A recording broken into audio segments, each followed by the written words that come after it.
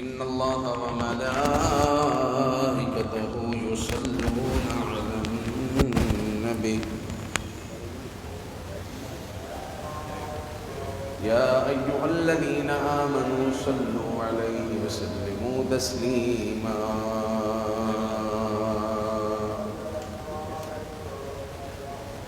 مولاي صل وسلم دائما أبدا على حبيبك خير الخلق كلهم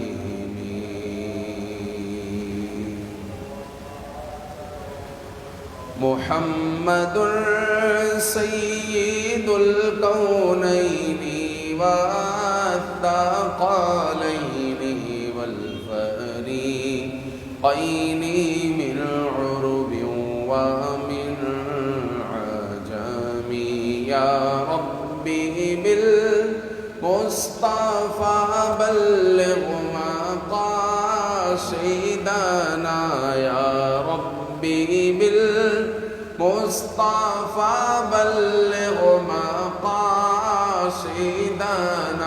واغفر لنا ما مضى يا واسع الكرم مولاي صل وسلم دائما أبدا على حبيبك خير الخلق كلهم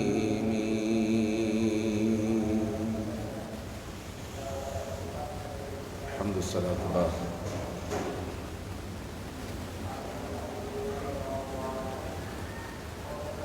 رسول اکرم صلی اللہ تعالی علیہ وآلہ وسلم نے ایک مرتبہ ماہ شعبان کے آخر میں خطبہ ارشاد فرمایا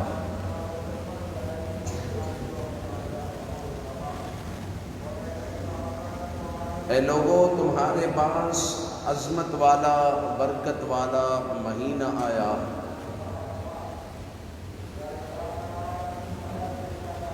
جس میں ایک رات ایسی ہے کہ جو 1000 مہینوں سے بہتر ہے۔ پیارے بھائیوں، ان قریب ہم ماہ رمضان میں داخل ہو جائیں گے۔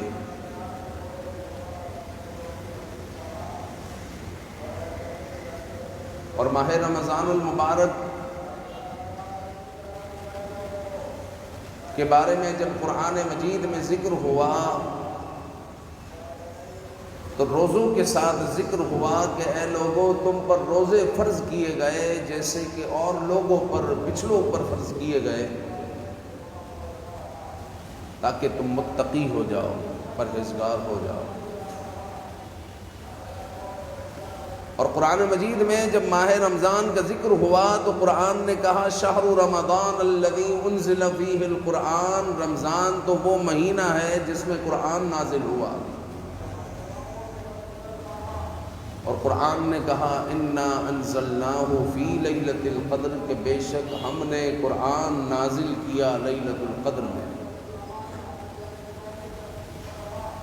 اور اس خطبہ مبارکہ میں حضور علیہ السلام نے سب سے پہلے جس کا ذکر کیا وہ لیلۃ القدر ہے۔ یعنی اس کی اہمیت کا اندازہ آپ یوں لگا سکتے ہیں کہ حضور علیہ السلام نے جو سب سے آخر میں آنے والی چیز ہے اس کو سب سے پہلے ذکر فرمایا تاکہ ہم ابھی سے ابتدا ہی سے لیلۃ القدر کی تگودوں میں رہیں، لیلۃ القدر کے مشتاق رہے۔ تو ہو سکتا ہے کہ آج سورج ڈوبتے ہی ہم ماہ رمضان میں داخل ہو جائیں، ورنہ کل ہم ماہ رمضان میں داخل ہوں گے انشاءاللہ۔ ماہ رمضان میں جب ہم داخل ہو تو سب سے بڑا مقصد رب ذوالجلال کی رضا ہو اور لیلۃ القدر کی تلاش ہو۔ اللہ کے حضور دعائیں کرے۔ حضرت عائشہ رضی اللہ تعالیٰ عنہ کہتی ہیں کہ جب ماہ رمضان آتا تو حضور علیہ السلام کا چہرہ مبارکہ زرد ہو جاتا، اور آقا کریم صلی اللہ علیہ وآلہ وسلم اللہ کے حضور دعاؤں میں عاجزی کیا کرتے، مانگا کرتے۔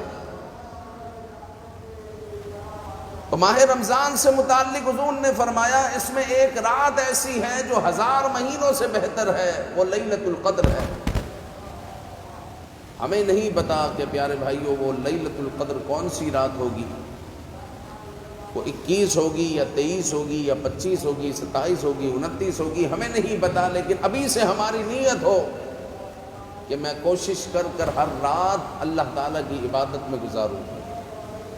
ابھی سے ہم رب ذوالجلال کے حضور دعائیں کریں کہ یا اللہ ہمیں لیلۃ القدر میں عبادت کرنا نصیب فرما۔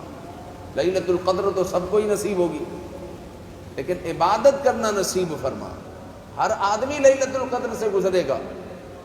لیکن جس نے عبادت کی ہوگی اور کل اس کو قیامت میں پتہ چلے گا کہ لیلۃ القدر میں اس نے عبادت کی ہے،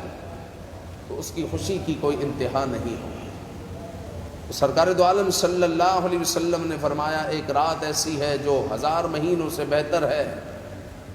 اور فرمایا کہ اس مہینے میں رب ذوالجلال نے روزے فرض کیے اور رات میں قیام سنت کیا، یعنی نماز تراویح سنت مؤکدہ ہے اور دن میں روزے رکھنا فرض ہے۔ بس یہ 2 چیزیں ہمیں لازم طور پر پکڑنی ہے، باقی اضافی عبادتیں وہ تو بونس ہے۔ اور ہمارا ایک بہت بڑا طبقہ نماز تراویح سے غافل ہے۔ ہمارا نوجوان طبقہ جب روزہ افطار کر لیتا ہے تو بہت سارے ایسے لوگ ہیں جو نماز عشاء کے لیے بھی مسجد میں نہیں آتے۔ بہنیں بھی سماعت کریں، بھائی بھی سماعت کریں کہ نماز تراویح پڑھنا سنت مؤکدہ، جس طرح نماز فجر میں امام صاحب فرض کی جب جماعت کر رہے ہوتے ہیں، آپ نے سنت ادا نہیں کی تو آپ پیچھے صف میں کھڑے ہو کر پلر کے پیچھے یا پیچھے نماز فجر ہو رہی ہے، اس کے باوجود آپ سنت ادا کرتے ہیں۔ وجہ کیا ہے کہ وہ سنت مؤکدہ، اس کو بعد میں آپ ادا نہیں کر سکتے، آپ کو فرضوں سے پہلے ہی پڑھنی ہے، اسی لیے آپ اس کو فرضوں سے پہلے ادا کرتے ہیں۔ لیکن اگر جماعت جانے کا خدشہ ہے تو پھر جماعت میں شامل ہو جائیں، اور آپ کو ایسا ہے کہ سنتیں میں جلدی جلدی پڑھ لوں گا اور جماعت کو پا لوں گا، تو آپ پہلے سنتیں پڑھیں گے، پھر آپ امام صاحب کے ساتھ فرض میں داخل ہوں گے، چونکہ وہ سنت مؤکدہ ہے، ضروری ہے۔ بس اسی طرح نماز تراویح بھی سنت مؤکدہ ہے۔ بہنیں بھی گھروں میں جو ہے نماز تراویح ادا کرے، بھائی بھی نماز تراویح ادا کرے۔ 2 تو عبادت ایسی ہے جو ماہ رمضان میں ہمیں اسپیشلی عطا ہو رہی ہے، ورنہ وہی ایام ہے جو گزرتے ہیں، لیکن ان ایام کی برکتیں ایسی ہیں کہ حضور علیہ السلام نے فرمایا کہ اگر تمہیں پتہ چل جائے کہ ماہ رمضان کی کیا برکات ہیں، کیا رحمتیں ہیں، تو تم تمنا کرو، میری امت تمنا کرے گی کہ کاش سالہ سال رمضان ہی رمضان، ہم 365 دن روزے رکھنے کے لیے تیار ہیں، بھوکے پیاسے رہیں گے، لیکن یہ رحمتیں، یہ برکتیں ہم پر برستی رہیں، یہ ہم پر آتی رہے، یہ برستی رہے۔ اتنی برکتیں ہیں ماہ رمضان میں۔ اور حضور علیہ السلام نے یہ بھی فرمایا کہ اللہ تعالیٰ نے اگر میری امت کو عذاب دینا ہوتا تو ان کو ماہ رمضان عطا نہ کرتا، اور حضور علیہ السلام نے یہ بھی فرمایا کہ اللہ تعالیٰ نے گزشتہ امتوں میں سے کسی کو بھی ماہ رمضان جیسا برکتوں والا مہینہ عطا نہیں کیا، یہ تو میری امت کو عطا کیا۔ پیارے بھائیو، ایک مرتبہ پھر ماہ رمضان میں ہم داخل ہو رہے ہیں۔ اللہ تعالیٰ صحت و عافیت کے ساتھ ہمیں ماہ رمضان میں داخلہ نصیب فرمائے، ماہ رمضان میں خوب عبادتیں کر لے۔ تو حضور علیہ السلام نے اس مہینے کی اہمیت اس خطبے میں ارشاد فرمائی، اور یہ خطبہ حضور علیہ السلام نے شعبان کے بالکل آخری دن عطا فرمایا، آخری دن دیا، اور صحابہ اکرام رضوان اللہ علیہ مجمعین کو بتایا کہ کہ لوگوں تمہارے پاس عظمت والا برکت والا مہینہ آیا، اس میں ایک رات ایسی ہے جو 1000 مہینوں سے بہتر ہے، اور فرمایا کہ اس کے دن میں تمہیں روزے رکھنے ہیں اور رات میں قیام کرنا ہے،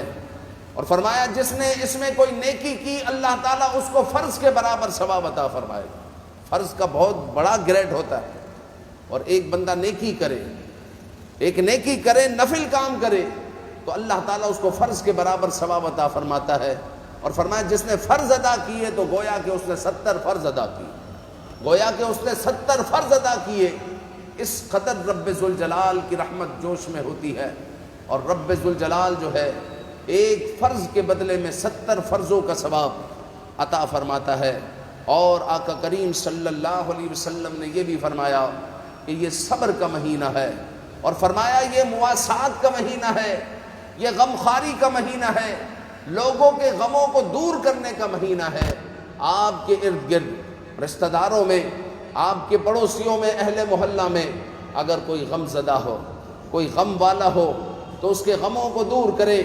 چونکہ ماہ رمضان تو غموں کو دور کرنے کا مہینہ ہے، غموں کو دور کرنے کا مہینہ ہے، تو آپ جو ہے اپنے بھائی کے غموں کو دور کرے، کیونکہ حضور نے فرمایا یہ مواسات کا مہینہ ہے، آپ دور نہیں جائے۔ ہمارے یہاں پر ماہ رمضان میں جو میلے لگ رہے ہیں، میلے لگ رہے ہیں، دیکھو افطار کا دسترخوان اور ہے، اور جناب عالی ہر کوئی اپنے گھروں کی طرف رواں دواں ہے، اور بیچ میں کسی مقام پر جو ہے وہ رک جاتا ہے، اپنے گھر پر نہیں پہنچتا، اور آپ نے افطاری کا انتظام کیا ہوا ہے، آپ پانی اور فروٹ اور کھجور اس کو پیش کر دیتے ہیں، بڑی نیکیوں والا کام ہے۔ لیکن ہمارے یہاں پر جو میلے لگنا شروع ہو گئے ہیں کہ فلاں ویلفیئر کی طرف سے تو فلاں ویلفیئر کی طرف سے فلاں چیز کی بریانی کھلائی جا رہی ہے، تو اس کا پلاؤ کھلایا جا رہا ہے، تو اس کا قورمہ کھلایا جا رہا ہے، اور لوگ ہجوم در ہجوم جو ہے وہاں پر آ رہے ہیں، تو کیا ماہ رمضان جو ہے میلے لگانے کا مہینہ ہے، کسی جگہ جمع ہونے کا مہینہ ہے، یا ہلا گلا کرنے کا مہینہ ہے؟ نہیں، حضور علیہ الصلوۃ والسلام نے فرمایا یہ تو عبادت کا مہینہ ہے، یہ تو عبادت کا مہینہ ہے، اللہ تعالیٰ ہم پر نظر رحمت فرماتا ہے، اللہ تعالیٰ کی رحمتوں کا نزول ہو رہا ہے، تو بندے کو چاہیے کہ اللہ کے حضور وہ توبہ کرے اور اپنی دعاؤں میں عاجزی اختیار کرے، اللہ کے حضور گڑ گڑائے، اللہ سے مغفرت طلب کرے، اللہ کے حضور عرض کرے کہ یا اللہ ہمیں جہنم سے آزادی عطا فرما دے، اے رب کریم ہم پر رحمتوں کا نزول فرما دے، اے مالک ہماری کامل مغفرت فرما دے، اللہ کے حضور توبہ کرے، استغفار کرے۔ لیکن ہم نے افسوس کہ اس مہینے کو کھانے پینے کا مہینہ بنا لیا ہے، ہمارے یہاں پر کھانے پینے کے اسٹال بڑھ جاتے ہیں، آپ اگر پاکستان کا ماحول، شاید کراچی کا ماحول جو ہے ایسا ہو جاتا ہے کہ اگر باہر کا کوئی آدمی یہاں پر آئے اور رمضان میں وہ جو ہے ہماری گلیوں میں پھر رہا ہو تو وہ جو ہے سمجھے گا کہ یہ رمضان تو ان کا ایسا ایونٹ ہے کہ کھانے پینے کا کوئی ان کے ایام لگتے ہیں کہ پورا سال میں یہاں پر تو شعبان میں بھی تھا، لیکن جس طرح یہاں پر رمضان میں اسٹال لگے ہوئے ہیں جگہ جگہ پر اور لوگوں کا ہجوم ہے کھانے پینے کے لیے کہ کوئی حلیم روٹی کھا رہا ہے، کوئی قیمہ روٹی کھا رہا ہے، جناب کوئی حلیم بریانی کھا رہا ہے، کوئی کسی جگہ جو ہے بریانی کھانے جا رہا ہے، ہجوم کے ہجوم جا رہے ہیں، تو جناب عالی ایسا لگ رہا ہے جیسے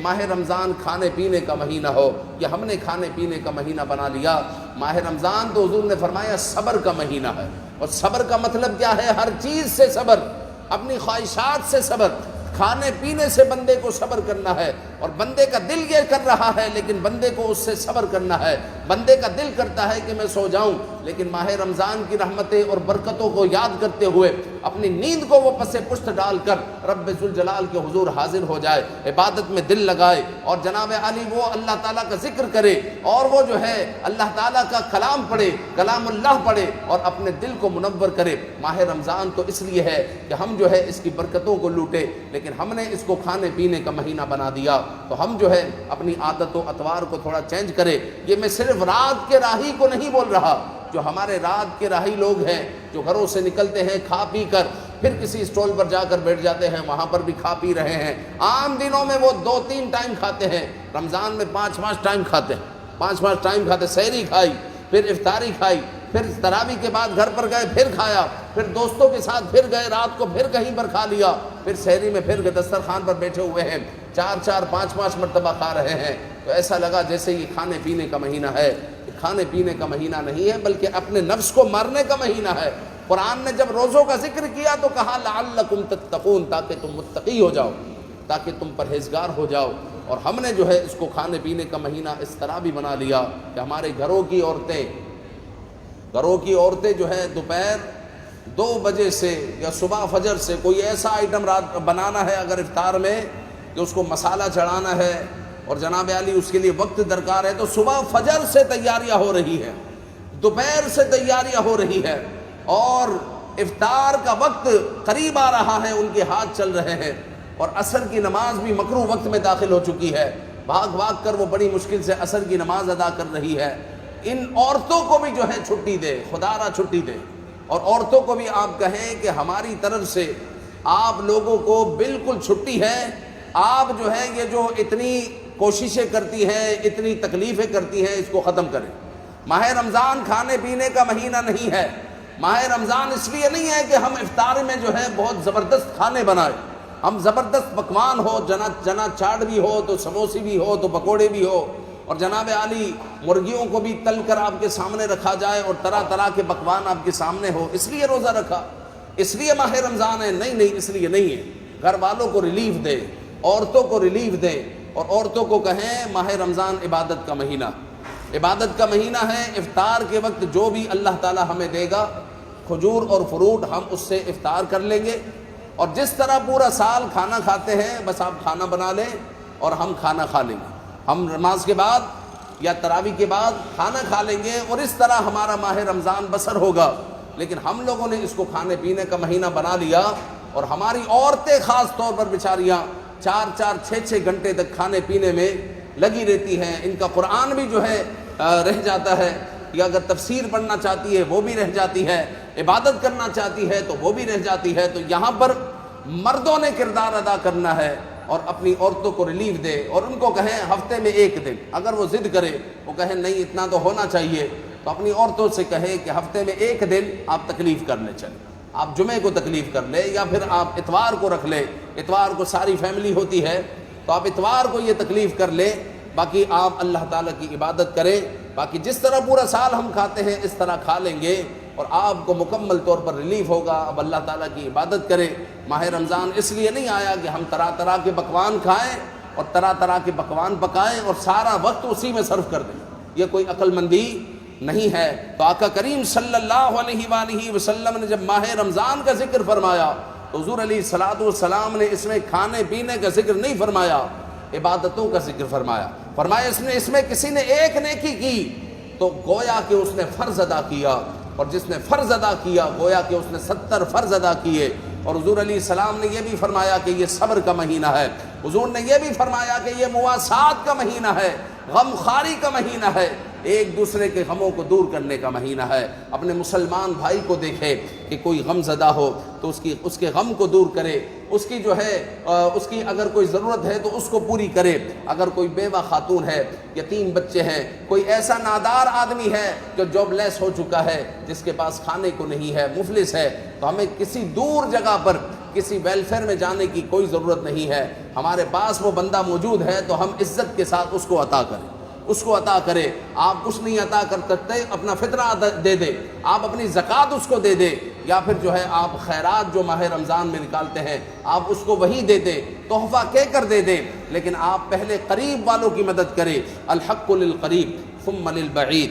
کیونکہ حضور علیہ الصلوۃ والسلام نے فرمایا کہ یہ مواسات کا مہینہ ہے، اور سرکار دو عالم صلی اللہ علیہ وسلم نے یہ بھی فرمایا کہ اس مہینے میں مومن کے رزق کو بڑھا دیا جاتا ہے۔ سرکار دو عالم صلی اللہ علیہ وسلم نے یہ بھی فرمایا کہ جو اس میں کسی کو افطار کرائے تو اللہ تعالیٰ اس کے گناہوں کو معاف فرما دیتا ہے۔ تو کسی نے کہا کہ یا رسول اللہ، ہم کیسے جو ہے کسی کو افطار کروا سکتے ہیں؟ جو نادار صحابہ تھے ان میں سے کسی نے کہہ دیا کہ ہمارے پاس جو ہے معاملات ایسے نہیں ہے کہ ہم کسی کو افطار کروائے۔ تو سرکار دو عالم صلی اللہ علیہ وآلہ وسلم نے فرمایا